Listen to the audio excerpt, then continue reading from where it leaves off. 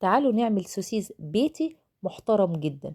هتجيبي كيلو من صدور الفراخ متقطع مكعبات زي ما انت شايفاه كده، نزليه في الكبة بتاعتك، وهتنزلي عليه كوباية ونص من النشا، عليه عدد 2 بيضة. البيض ده صغير، لو انت عندك بيضة كبيرة حطي واحدة بس.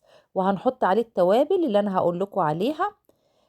معلقة صغيرة من الفلفل الأسود، معلقة صغيرة من الملح، معلقة صغيرة من توابل الفراخ، معلقة صغيرة من توابل السوسيس، معلقة كبيرة من هريسة الشطة، ومعلقة كبيرة من البابريكا، معلقة كبيرة توم باودر، معلقة كبيرة بصل باودر. وهحط لكم برضو مقادير التوابل أو أنواع التوابل في أول تعليق. وهتضربيهم كويس لما يبقوا زي العجينة معاكي، وتجيبي كيس تلاجة ودهنيه دهنة من الزيت، والصاج اللي هتحطي عليه برضو دهنة من الزيت، وابتدي شكليه. ولو عايزاه يطلع مقاس واحد كله هاتي معلقة واحدة واغرفي بيها عشان يبقى كل الصوابع قد بعض. وشكلي كده زي ما انت شايفة بالكيس، والطريقة سهلة ما فيهاش اي حاجة خالص، وطريقة بسيطة جدا وهتريحك. لو عندك قمع حلواني اشتغلي بكيس الحلواني.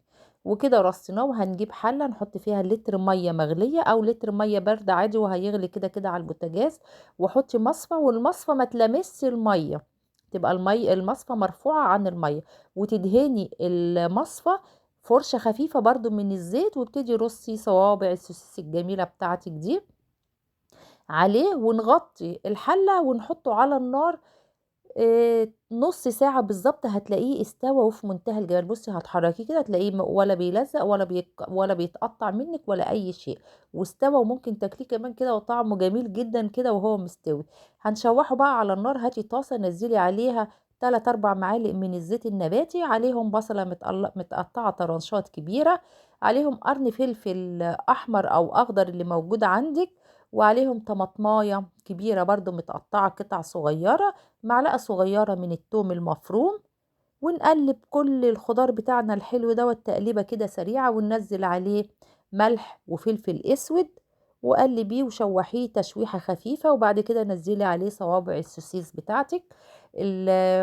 الطريقة دي حلوة وسهلة واقتصادية. يعني كيلو البانيه اللي عملناه اللي احنا اشتريناه ده هيدينا حوالي 2 كيلو جاهز من السوسيس. انا هغلف طبق واحطه في الفريزر عشان لما احتاجه.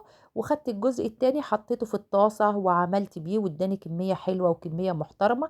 يا دوبك كده 5 6 دقايق يتشوح على النار وتطلعيه. وما تنسوش اللايك وما تنسوش الشير وما تنسوش تحطوا عليه مايونيز وكاتشب وعيش بلدي او فينو اللي يعجبكم. المهم ان هو خطير جدا وتحفة وسهلة بس جميلة.